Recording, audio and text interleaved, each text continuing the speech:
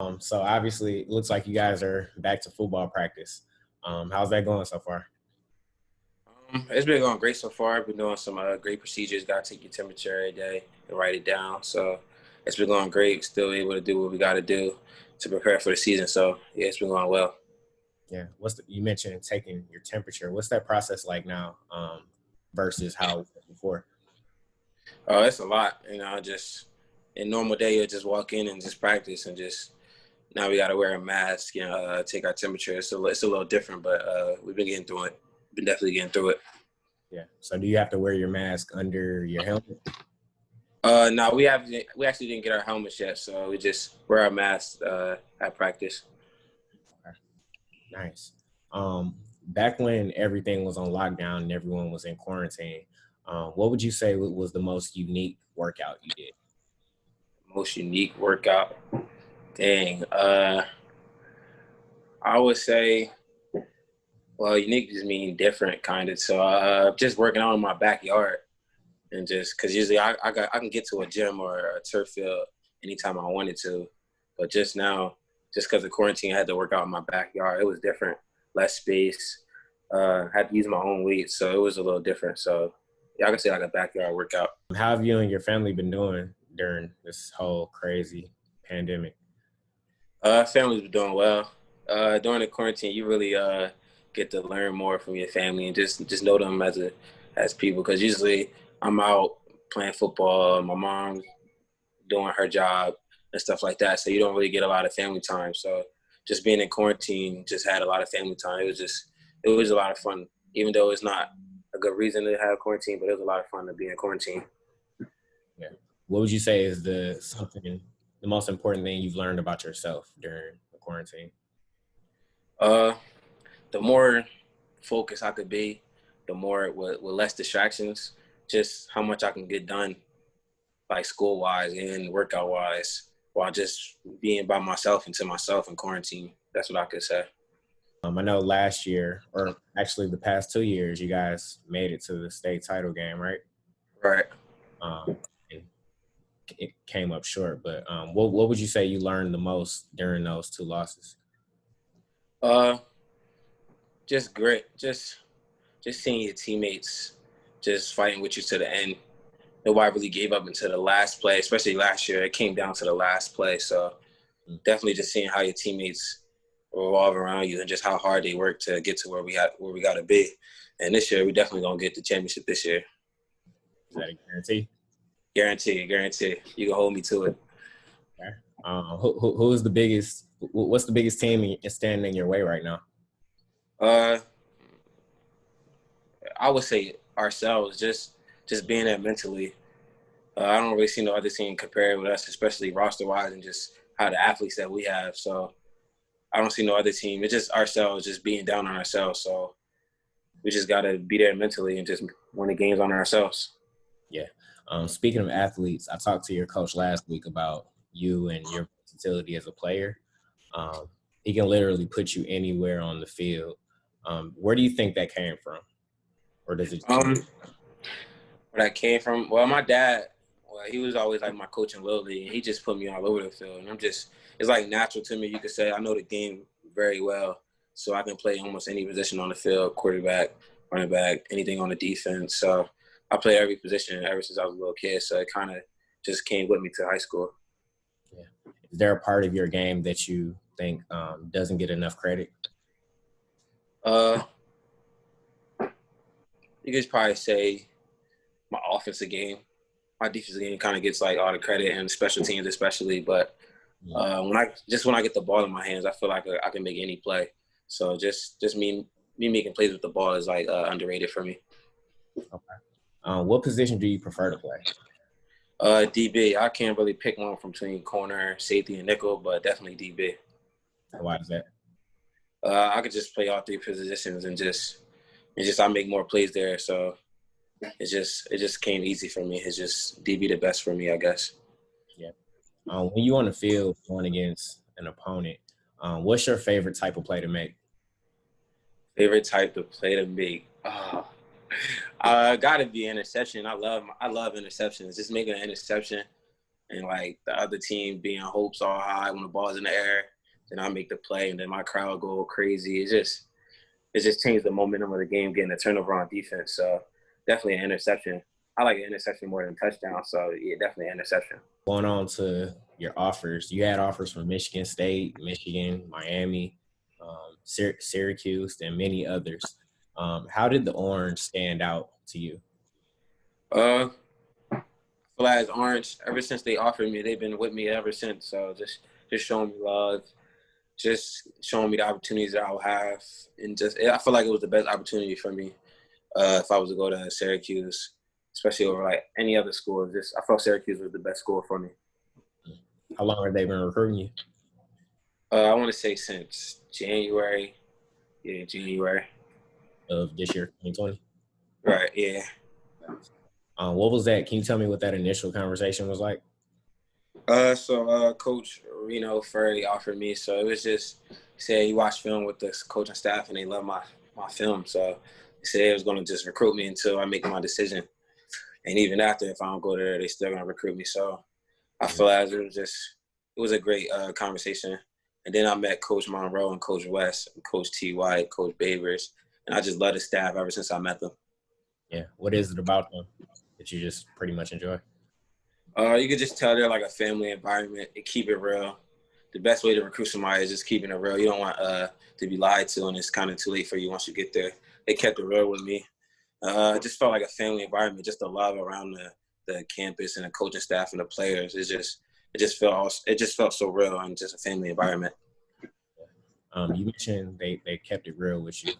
Were there any like other, or how could you tell when someone wasn't keeping it real with you?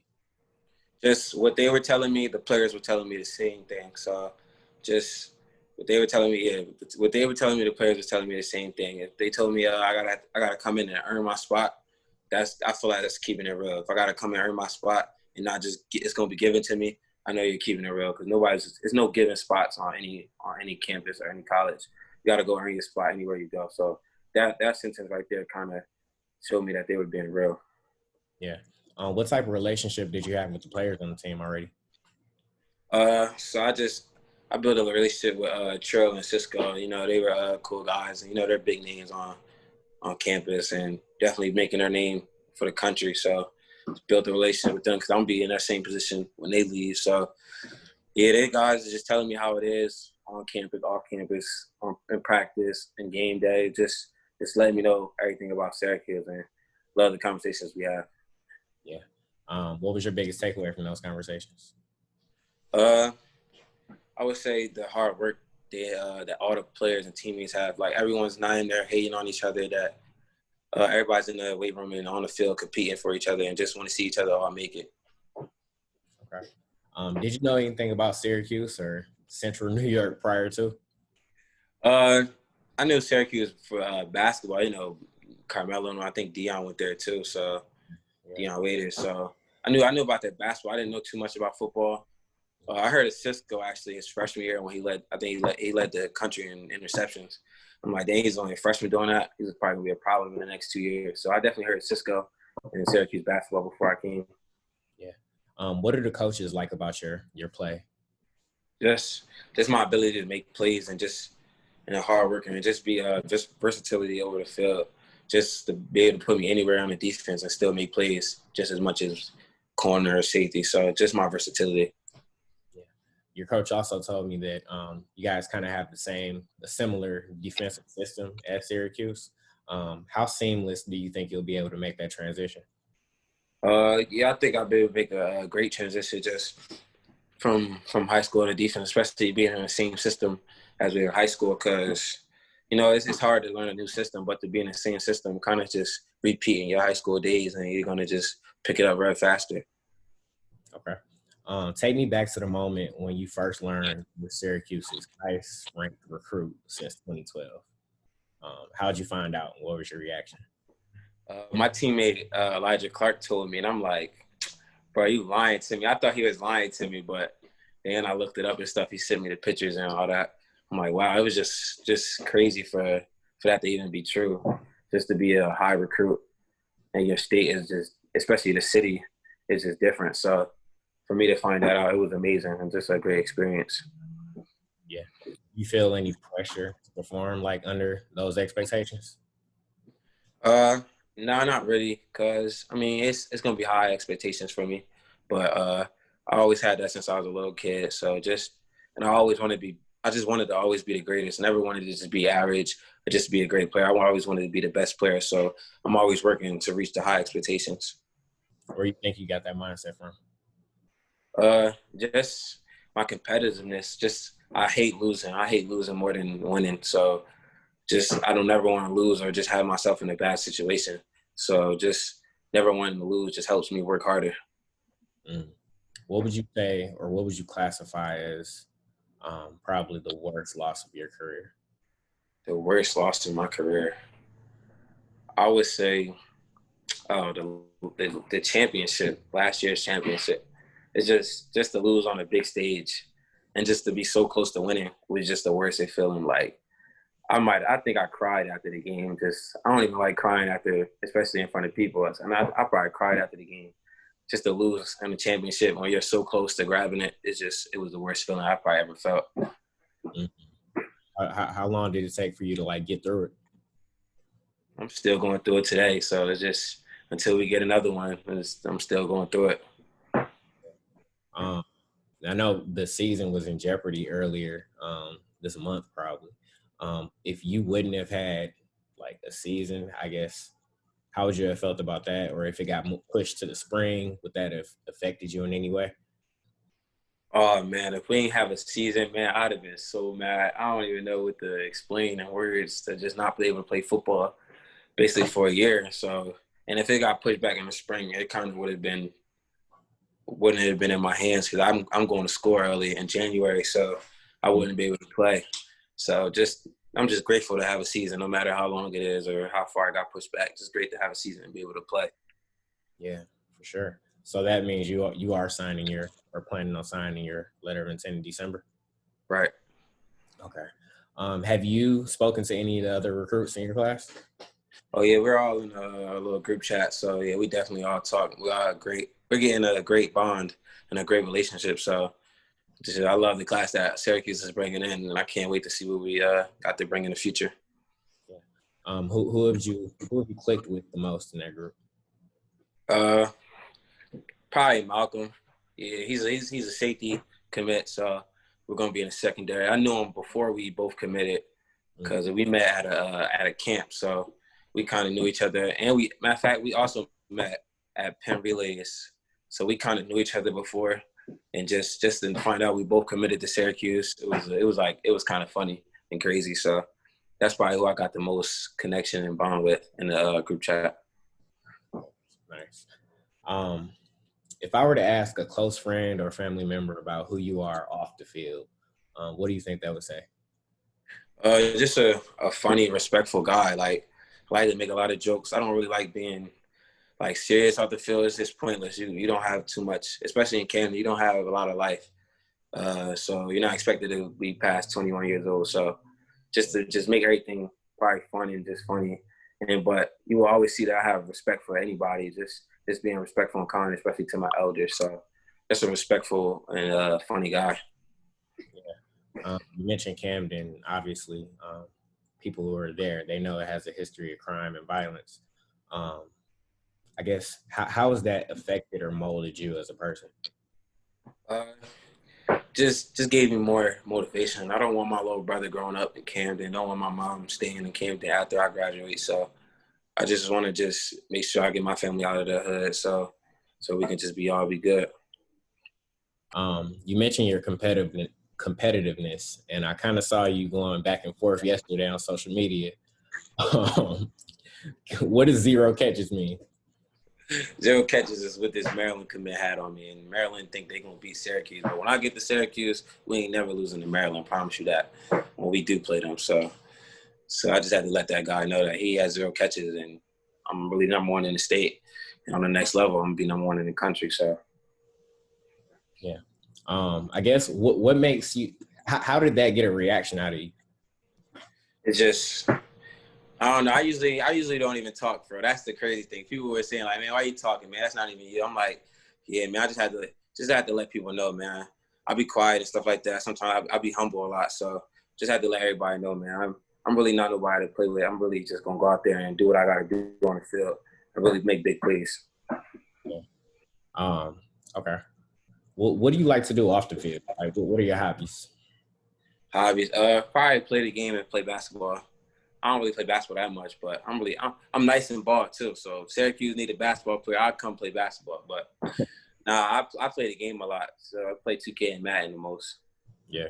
How about you in the classroom? Like, and I think I read that you have like pretty good grade point average. How important is maintaining that? Oh, definitely important.